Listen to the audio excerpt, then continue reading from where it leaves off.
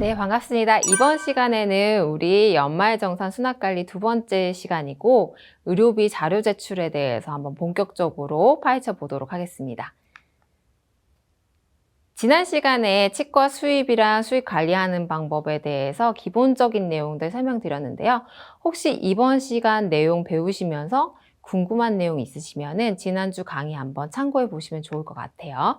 그럼 이번 주에는 우리가 소득공제 자료 제출이 뭔지, 그리고 소득공제 자료 제출에서 중요한 포인트가 뭔지 한번 지켜보도록 할게요. 자, 의료비 소득공제 자료 제출은 알고 계신 것처럼 소득세법에 따라서 의료비 소득공제를 증명하기 위해 우리가 대신 이걸 자료를 한 번에 국세청에다 보내주는 과정입니다.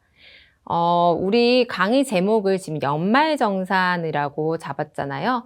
연말정산이라고 잡았지만 실제로 이건 환자분들 입장에서 연말정산이고 치과들, 즉 요양기관의 입장에서는 사실 이거를 연말정산이라는 이름으로 부르면은 안 되고 의료비 소득공제 자료 제출이라고 부르는 것이 맞습니다.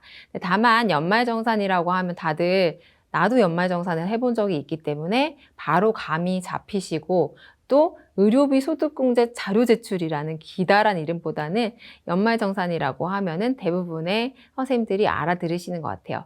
근데 이제 연말정산이라는 작업은 내가 1년 동안 지출한 비용에 대해서 세금을 적정하게 냈는지 확인받는 작업이라고 생각하시면 되고, 요양기관의 입장에서는 환자분들이 연말정산을 하는 것을 빠르고 쉽게 할 수 있도록 환자의 의료비 내역을 국세청에 미리 보내둔다로 의미를 이해하시면 되겠습니다. 연말정산 간소화 서비스의 운영을 위해서 요양기관들이 정해진 기간에 환자의 의료비 내역을 모두 전산화시켜서 보내주는 것이라고 기억을 하시면 되겠죠. 그래서 요즘은 회사에 다니시는 분들이 연말정산 간소화 서비스에 들어가서 연말정산 기간에 의료비를 클릭하시면은 약국에서 사용하셨던 비용, 그리고 내가 병원에서 진료받았던 비용이 모두 나오게 됩니다. 그래서 한 번에 나오니까 사실 병원의 입장에서도 종이를 사용해서 건표를 발행을 해드리는 것보다 훨씬 더 효율적일 수 있는 방법이죠. 제출 대상은 모든 의료기관이 제출을 해주셔야 되고요. 다만 이걸 제출 안 했다라고 해서 문제를 삼고 있진 않아요. 추후에 자료 제출 기간이 끝나면 우리가 전산으로 제출을 하고 싶어도 실제 놓칠 수도 있고 제출을 할 수가 없기 때문에 그때는 환자분들이 원하시는 연락이 오는 거에 대해서 발급을 다 해드린다고 하면은 전혀 문제는 없습니다. 다만 이제 제출 기간 동안 제출을 해두시면 우리가 행정적으로 소모할 수 있는 인력이나 시간이나 이런 것들을 절약을 할 수 있으니까 선생님들께서 미리 이제 아시고 제출을 해주시면 좋겠죠. 물론 대상이 모든 의료기관이지만 안 했다고 해서 문제가 되진 않는다. 하지만 안 했을 때는 추후에 서류 발급을 해주셔야 된다라고 기억을 하면 됩니다. 자, 제출 방법을 잠깐 살펴보면 우리가 전년도 1월 1일 거부터 12월 31일까지의 의료비 자료를 제출합니다. 즉 무슨 뜻이냐면 이번에 진료하신 거는 우리가 2024년 1월 1일이 되면은 자료 제출을 할 건데 이 자료 제출의 대상은 2023년 1월 1일부터 12월 31일까지라서 전년도라고 얘기를 하는 거죠.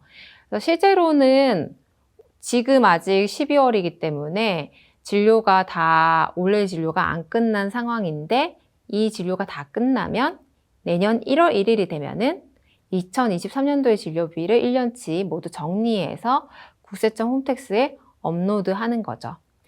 기간이 매우 중요한데요. 안 그래도 제가 어제 자료를 만들면서 국세청 홈택스에 들어가서 한 번 더 확인을 했습니다.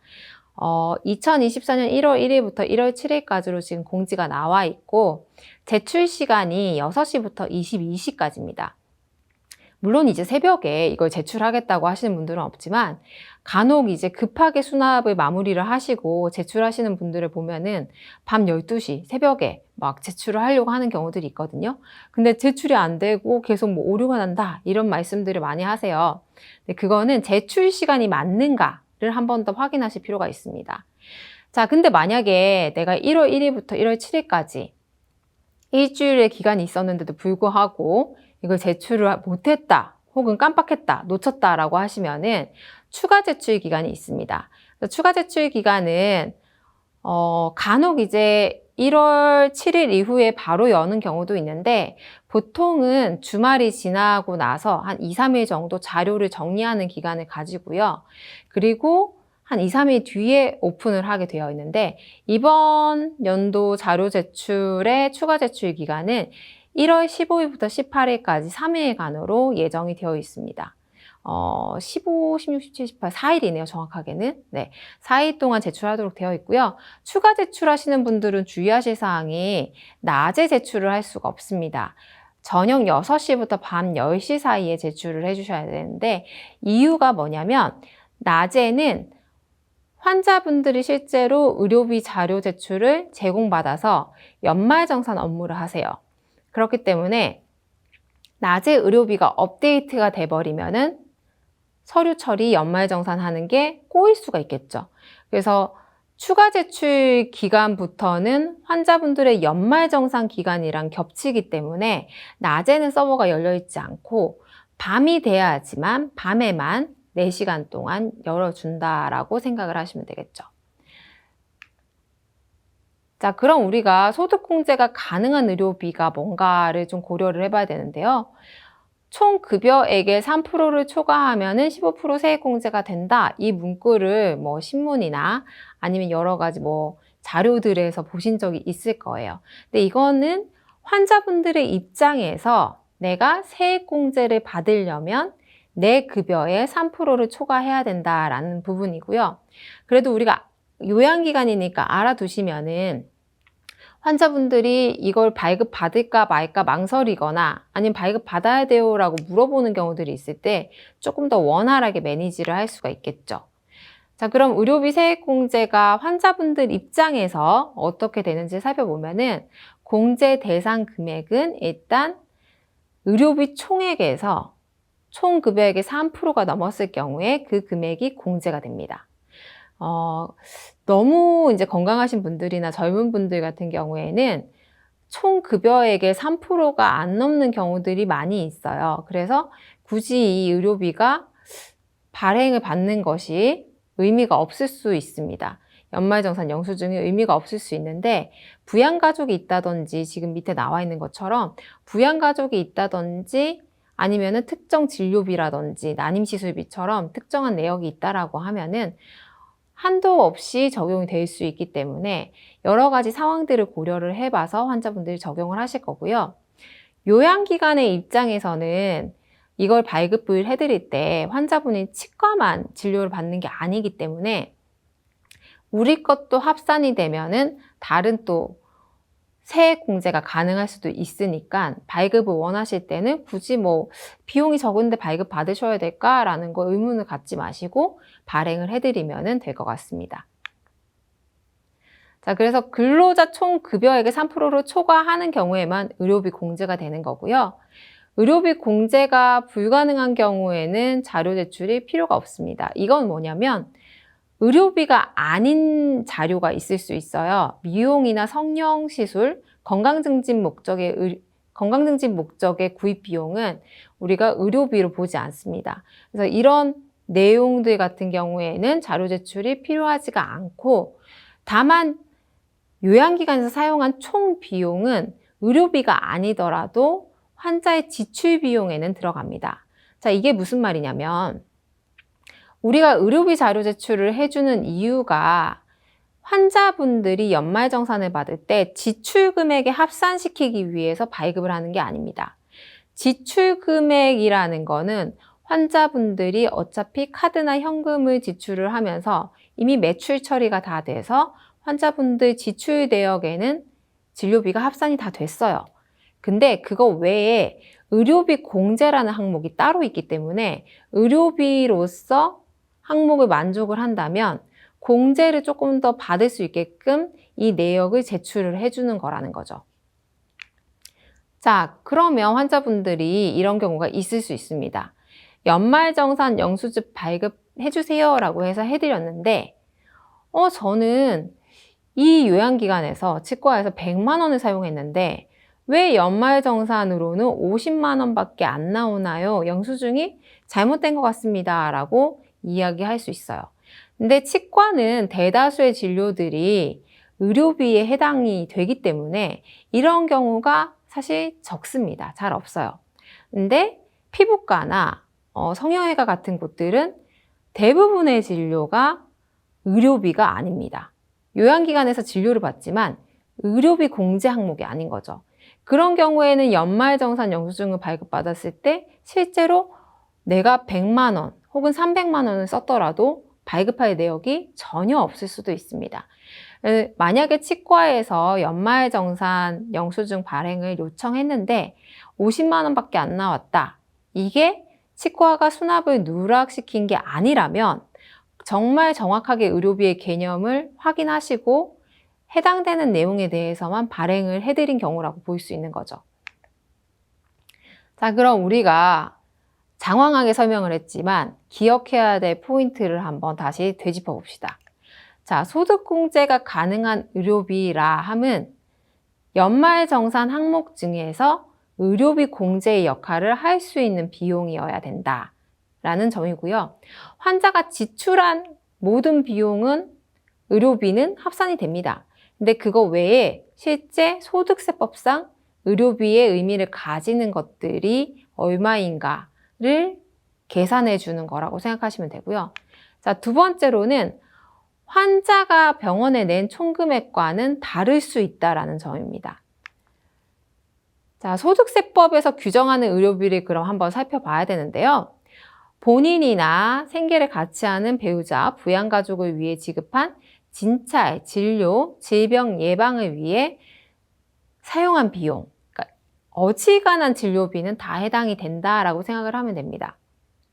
자, 두 번째로 치료나 요양을 위한 의약품 구입비, 즉 어디가 아파서 우리가 처방전을 발급받아서 구입한 의약품 구입비면 가능하지만 건강기능식품이라던가 영양제나 혹은 다이어트 식품 같은 것들을 구입을 하신 비용은 우리가 소득세법에서 규정하는 의료비는 아닙니다.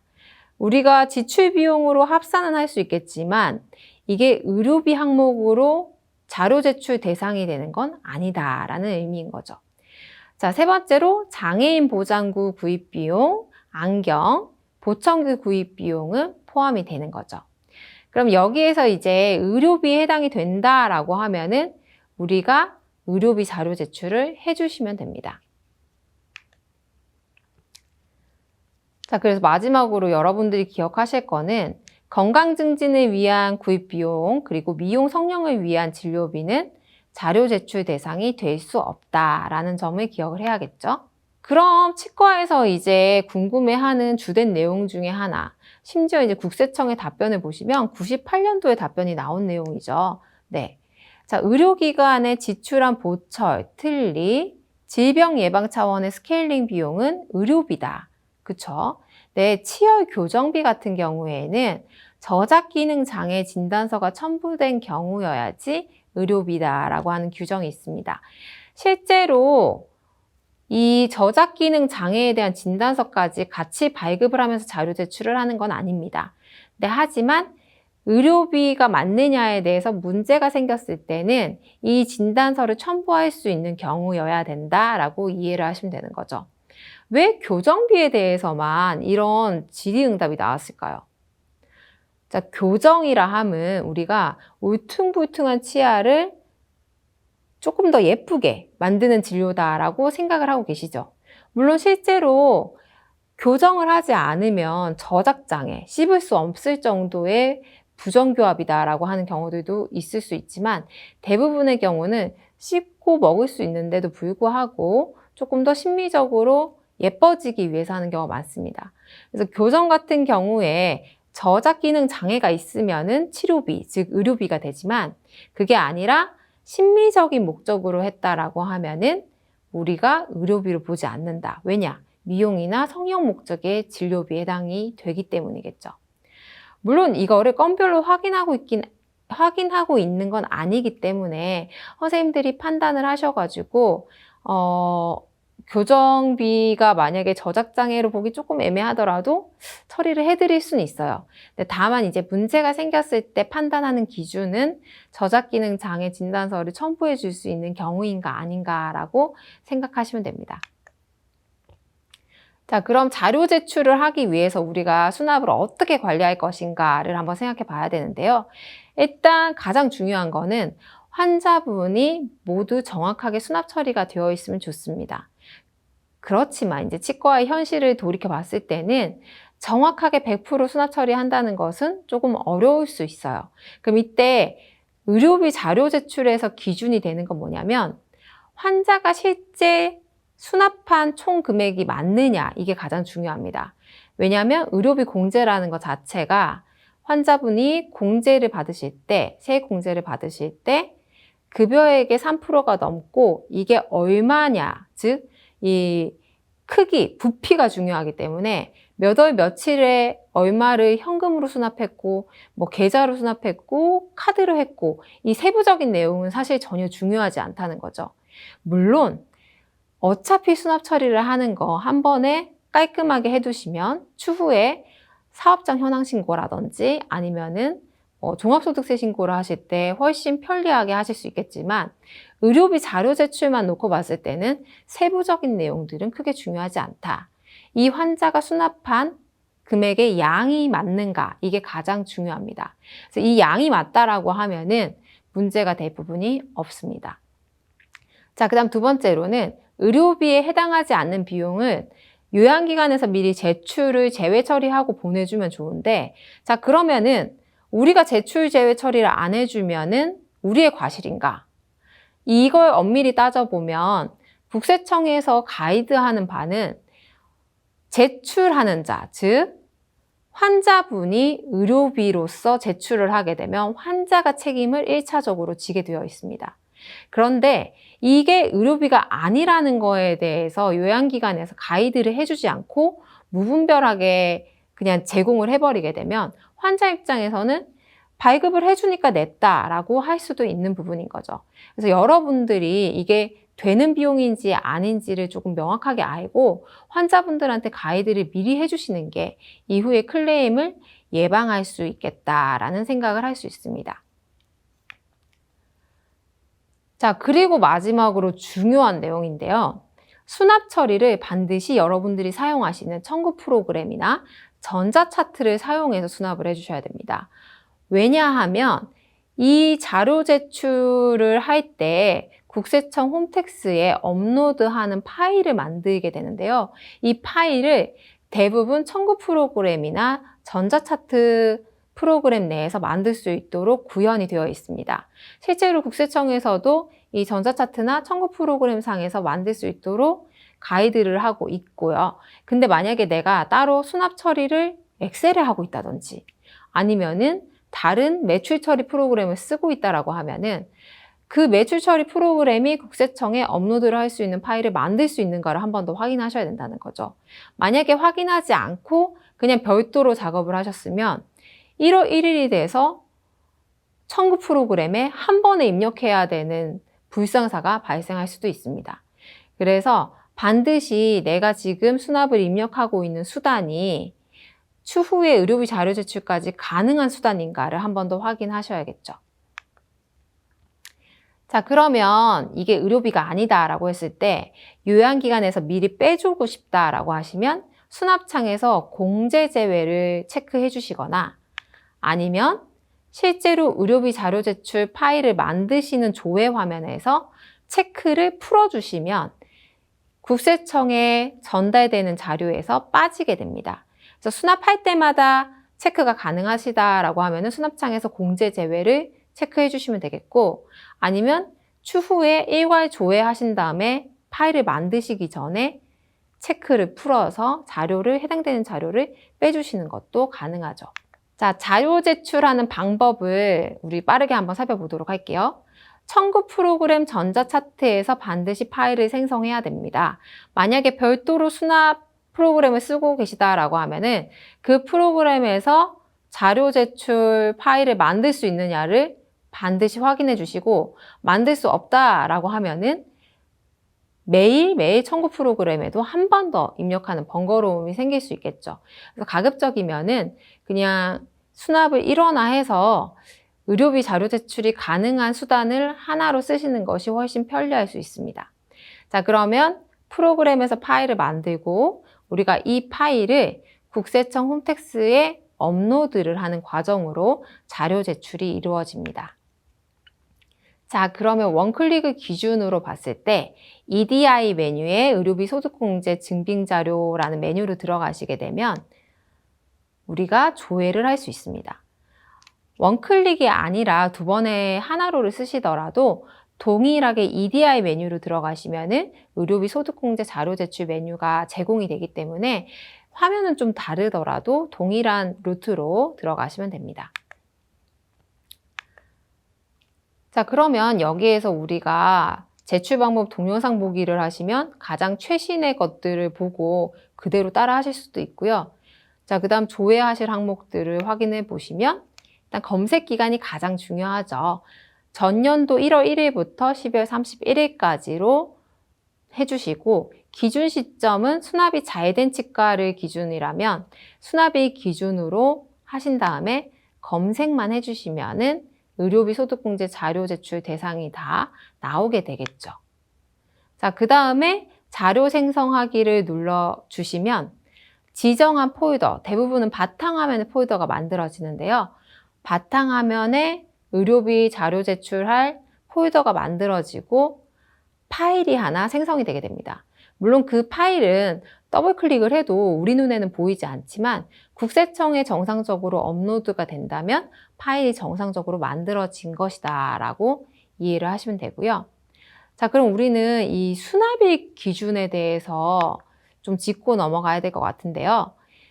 자, 기준 시점은 수납이 잘 된 치과라면 당연히 수납일 기준으로 잡아줘야 됩니다. 왜냐하면 의료비 자료 제출은 환자가 실제 수납한 금액이 중요하기 때문에 수납일 기준으로 잡아주시는데 만약에 이번 연도에 내가 수납 처리를 프로그램에 전혀 하지 못했다라고 하시면 시일에 쫓겨서 수납을 다 처리할 수 없는 상황이면은 진료일 기준으로 해서 입력된 진료에 대한 수납 금액을 모두 보내실 수는 있습니다. 다만 실제 수납 내역이랑 차이가 나기 때문에 환자분이 내가 수납한 금액이랑 다르다고 얘기를 할 수도 있습니다. 그래서 원칙은 수납일 기준으로 적용을 하셔야 되기 때문에 가급적이면은 의료비 자료 제출하시기 전에 환자분이 수납한 총 금액에 맞는지 한 번 더 확인해 주시면 좋고요. 자, 그 다음 우리가 파일을 만들었잖아요. 이 파일을 어디에 낼 것인가? 자, 국세청의 홈택스로 로그인을 하시면 됩니다. 로그인 메뉴가 예전에는 조금 숨어있는 느낌이 있었는데 이번에 홈페이지가 개편되면서 메인 화면의 가운데 우측에 딱 보이게끔 되어 있더라고요. 그래서 로그인은 아마 여러 선생님들께서 아마 쉽게 잘 하실 거라고 생각이 듭니다. 로그인 하신 다음에 연말정산 메뉴로 들어가셔서 영수증 발급처 자료 제출로 들어가시면 돼요. 우리는 연말정산을 하러 온 게 아니고 자료 제출을 해주러 온 거잖아요. 그래서 영수증 발급처 자료 제출에 들어가신 다음에 소득세액 증명자료 제출하기를 누르시면은 지금처럼 자료 제출 종류가 뭔지 선택을 할 수 있게 나옵니다. 사업장으로 로그인을 하셨기 때문에 여러 가지 자료 제출을 할 수 있는 목록들을 보실 수 있는데 우리는 의료비 자료 제출을 할 거잖아요. 그래서 의료비로 선택을 해주시고요. 자, 그 다음에 파일 선택을 눌러주신 다음 바탕화면에 미리 만들어뒀던 파일을 첨부하고 검증을 한번 해줍니다. 자, 검증을 해서 이 파일에 문제가 없다. 그러면 제출 가능이 나오게 됩니다. 근데 이 과정이 다소 몇 분의 시간이 걸려서 선생님들이 성급하게 제출을 하신 경우들이 있는데 조금 기다리신 다음에 제출 가능이 나왔는지 확인하시고 그 다음에 체크를 해서 제출을 해주시면 되겠죠. 자주 물어보는 질문을 몇 가지 살펴보겠습니다. 자, 의료비 자료 제출할 때 국세청 신고금액 추후에 안 맞으면 세무조사 맞을 수도 있나요? 이 질문이 굉장히 많습니다. 물론 잘 맞으면 가장 좋겠지만 아직까지는 이 국세청 추후에 우리가 세무 신고하는 부분과 환자분들이 의료비 자료 제출하는 부분을 크로스 체크하고 있지는 않습니다. 네, 이게 너무 차이가 많이 난다라고 해서 이상 감지가 된다라면은 참고 자료가 될 수는 있겠지만 아직까지는 큰 문제가 있었던 사례는 없다. 그러니까 상관관계는 없다라고 생각하시고 환자분들 수납금액에 맞춰서 자료 제출을 해주시면 되겠죠. 두 번째로는 환자가 의료비 자료 제출하기 싫다고 얘기해요. 그럼 어떻게 해야 될까요? 자, 의료비 대상인데 자료 제출을 하기 싫다라고 얘기를 하고 있습니다. 그러면 제출 제외를 우리가 해주면 되긴 해요. 하지만 임의로 하면 안 되고요. 이 제출 제외를 하실 때 환자가 원해서 했다라고 하는 서식을 하나 받아두시는 것이 좋습니다. 그래야 추후에 문제가 됐을 때 요양기관에서 의료비 자료 제출을 안 해준 것이 아니라 환자가 원해서 우리가 제출 제외를 한 것이다 라는 게 증명이 되겠죠. 근데 우리가 굳이 빼는 방식을 선택하기보다는 환자분들이 연말정산에 의료비 조회를 하시면은 넣고 빼고를 선택할 수 있습니다. 그래서 빼고 싶으시면 환자분들이 직접 로그인 하셔서 거기에서 빼는 것도 가장 좋은 방법이 될 수 있겠죠. 근데 보통 이런 자료 제출을 원하지 않으시는 분들은 국세청 홈택스에 뜨는 것조차 꺼리시는 분들이 있어요. 그랬을 경우에는 요양기관에서 서류를 받으신 다음에 제출 제외하고 자료 제출을 해주시면 해당 내역이 빠지게 되겠죠. 자, 여기까지 해서 우리가 의료비 자료 제출하는 방법도 상세하게 한번 살펴봤습니다. 혹시나 기간이 됐는데 잘 모르시겠다 하시면은 소프트웨어 원클릭 공지사항 확인하시면 항상 동영상으로 때 되면 제공을 해드리고 있으니까 그걸 참고하셔도 좋을 것 같습니다. 수고하셨습니다.